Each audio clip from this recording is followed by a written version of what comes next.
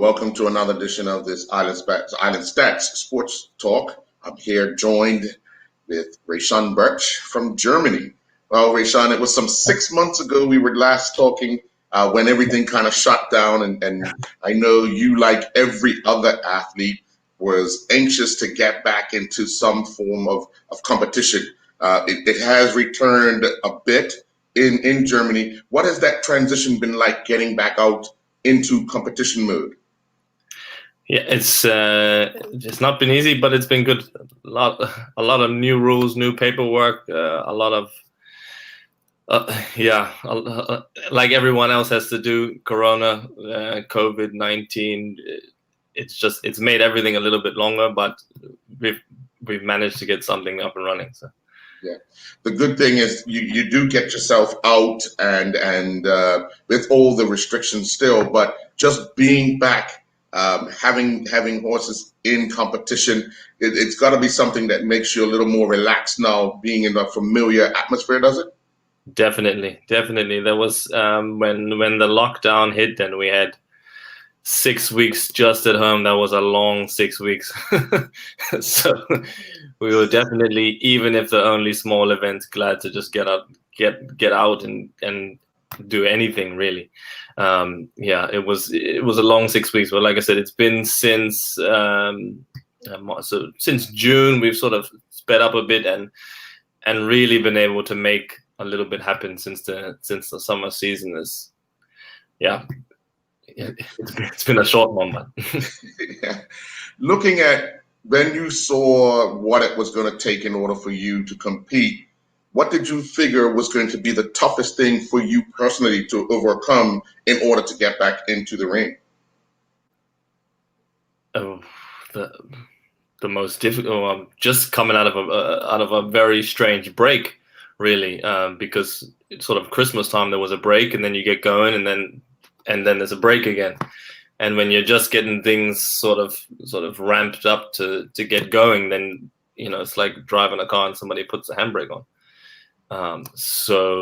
And then not knowing when you're going to get started. So the whole planning, just trying to make a plan was almost impossible, because you didn't know when or how and the whole key of every sport, it's the same thing. It's about making a plan to hit the right spot at the right time. And if you don't know what's going on, then that's almost impossible.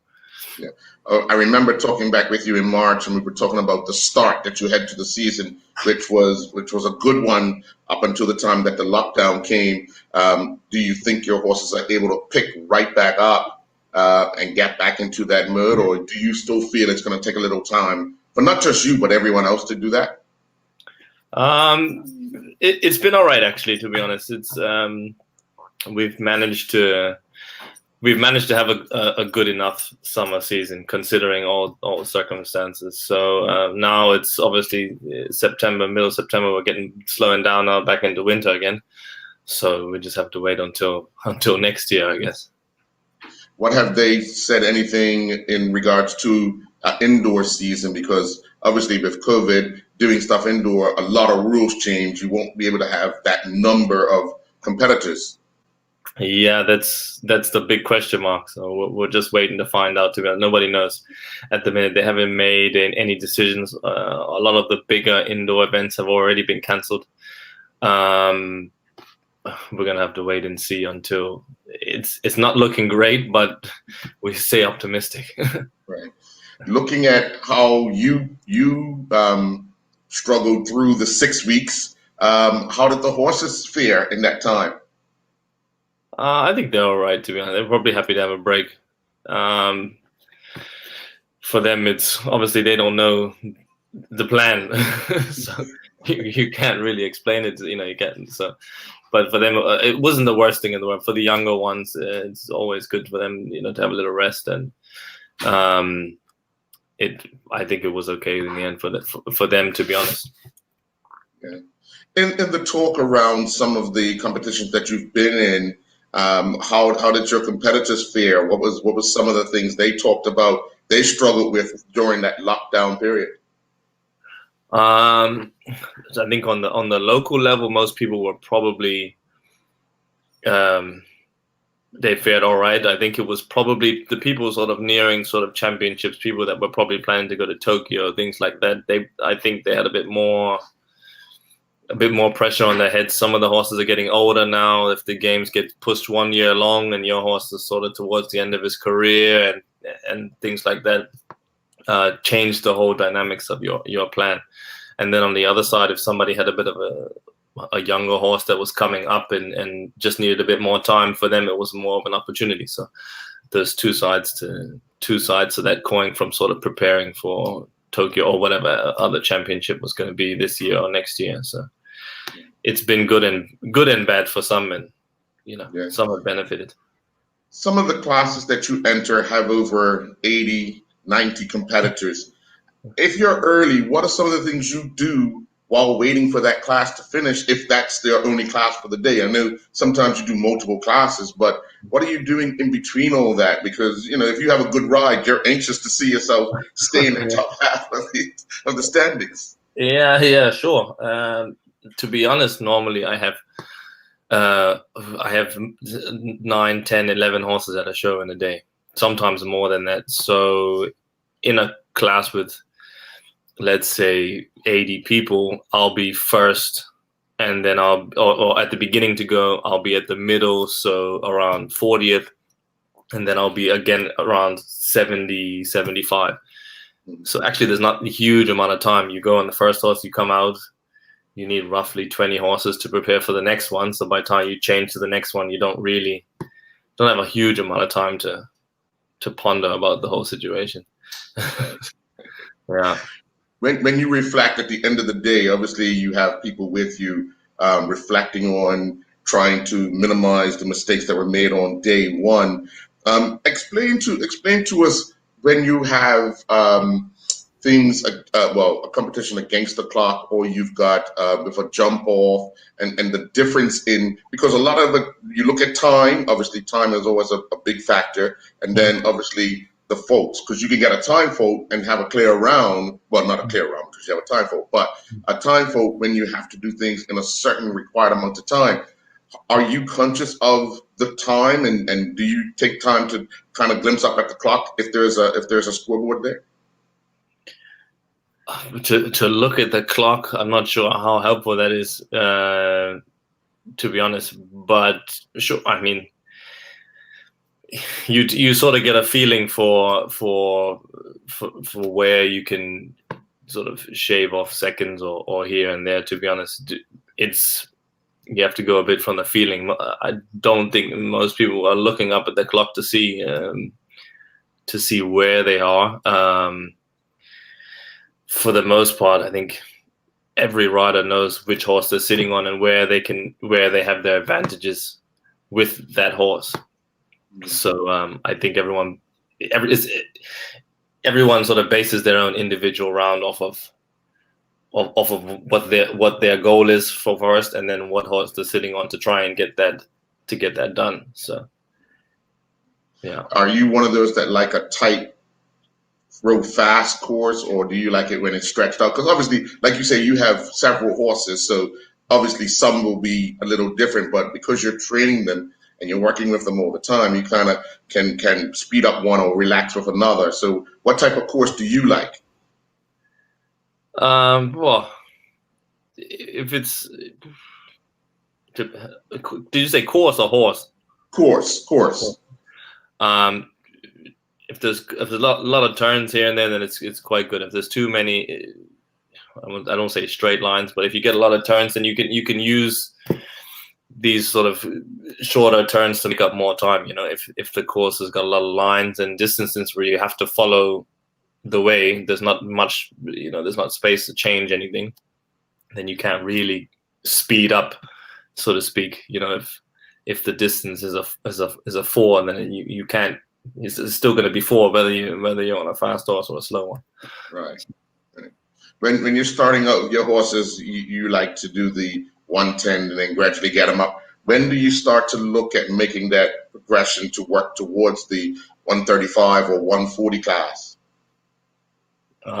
So it starts up with, in Germany anyway, with the age classes. So The 5-year-old horses start in 110, the 6-year-olds 120, the 7-year-olds 130, sort of at the beginning of the year, and then it moves up like that. And then if you have one that's a bit behind, then you can hold him back a little bit longer, or if you have one that's a bit more progressive, then you can move up a little bit faster.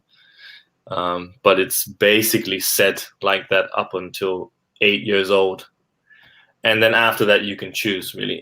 If somebody's a beginner, they have classes for beginners, even if the horse is older. So you tend to follow the age levels up until. Right. How old are the horses the group of horses that you have? The youngest is 4, and the oldest is 10. Okay. Yeah. Now, I'm going to use the terminology. When kids go to school, they learn and they grow together, regardless of the ages. They're all around each other. Is that the same thing with horses when they're got them all out? Do they kind of push each other along and help each other? Oh, that's a hard comparison to make. I don't think so. I mean, maybe a little bit later. It could be. I don't think so, sort of explicitly. No. I mean, you get some people that have 2 horses that always travel together, and they may feel more comfortable around each other. I guess you could call it. But sort of in that sense, yeah, I guess you could probably make that comparison. Yeah. What are some of the distances you have to travel to compete in these shows? Oh, at the minute, yeah, not so. I mean, it can be long, but it's a couple 100 kilometers, maybe maybe an hour, maybe an hour and a half, maybe 2. Obviously, with the horses in the truck, you can't drive very fast, so. Right. A distance that might be quite short in a car can take you an hour and a half or 2, and then when you start early in the morning, and the day can get very long. Yeah. Right. And of course, when you go to these shows and you're there, do you take them back in the evening, or you kind of stable them at the facilities, or COVID has stopped that? No, there is that option, but we normally have. So I'll go in the morning, and then at about lunchtime, somebody else will come with another set of horses and take the ones that were there in the morning. They'll take them home. Oh, okay. But it's a long day for you. I have to stay all day, yeah. But there's a lot of people. There's a big team. There's enough, there's enough people behind it or to organize the whole thing. I'm not a one-man show. There's a lot of people helping out, a lot of people trying to make sure that everything works. Yeah. When you look at like a weekend, because you generally start either on Thursday or Friday, depending on what the event is, and you're going right through to a Sunday. When do you have time to again work with the horses for the next week? Because sometimes you're doing 3 weekends in a row. So do you give the horses that time off Monday, Tuesday, and then start getting them ready for Thursday, Friday? It depends, really. So not all the horses will go the whole weekend. So maybe the ones that'll go on Thursday or Friday, they'll have Saturday and Sunday off already. And the ones that on Saturday, Sunday won't go the next Thursday and Friday. Right. So, and like I said, there's other people at home to help out and ride and help to get all of the horses worked. So it's it's a whole team operation to get the whole thing done. But even if I'm there from Thursday to Sunday, somebody else is organizing and planning already for the next event. When you look at, because you're there the whole time, how much stress and strain is it on you personally? Because you're hopping from horse to horse. You still got to do some things to prepare these horses. Although you have a team around you, you're still working. So by Saturday, you've got to be almost, drained to some regard, and you still have a Sunday to go. So how much strain and stress is it on you as you're competing later on in the event? It's tiring, but you have to keep going. Sit down, take a 5-minute nap, and get on with the next one. There's not so much room for. I mean, we do this every week, so it's almost normal. It's not a, it's not a. It's almost more difficult when you have less to do because you're sitting around anxious for the next thing to happen. Right. So it's very, it's you don't think very much. You just get on and do the job. When you don't, when you have an hour or two or something in between, and then you start to think about things and contemplate, and you get inside your own head. Too much rest time could be a dangerous thing. Yeah, exactly. When you encourage, because you do a lot of talking and speaking with youngsters about what you do, and what's some of the encouraging things you've been able to pass on about just the sport and your experiences? I mean, it's a great sport. You have, in the end, you have a great network also around it. The things that you can build up through the sport itself, it expands into so many different things. It's not just about just riding. If somebody wants to do this or have a career around this, we've already spoke before about the work that I do in China and things like that, and it just comes together. So even if you're not on the horse or riding, there's just so many. It's just a whole network of things that come together just inside the sport for the show organizers, the vets, the farriers, all of these things come together. The only thing you may see in the end is the one person in the ring for 1 minute or two, but the amount of things that have to go on before then is just unreal. So I wouldn't be discouraged, if the person or a younger person is not sure if they can fit in or they can ride well enough or whatever. There's plenty to do. Right. How are your friends in China, the people that you work with and do the work for? How are they making out? Do you guys still stay in touch? And obviously, China's been one of those big affected places. So how are they coping with what's been going on? It's very quiet there, very quiet. They're doing all right. They have obviously a smaller equestrian network, funnily enough, considering China is so big. But they're just waiting for things to open back up as well. It's difficult for them to put on an international show because there's no one can go to China. Right. So there's no foreign judges. There's no everything that you need to put it on just can't happen. Right. So it's got to be a little frustrating for them because they're so used to having so many major events that would bring attention to China, outside of what they normally do. But it's got to be a bit frustrating for them. Yeah, definitely. I definitely. There's literally nothing they can do there. Just sit. It's just a waiting game. Inside Europe, we've managed to start to put on international events because the European borders are open. So if you need a foreign judge in Germany, you can get one from Holland. He just drive across the border. Right. But to get into China, it's a logistical nightmare.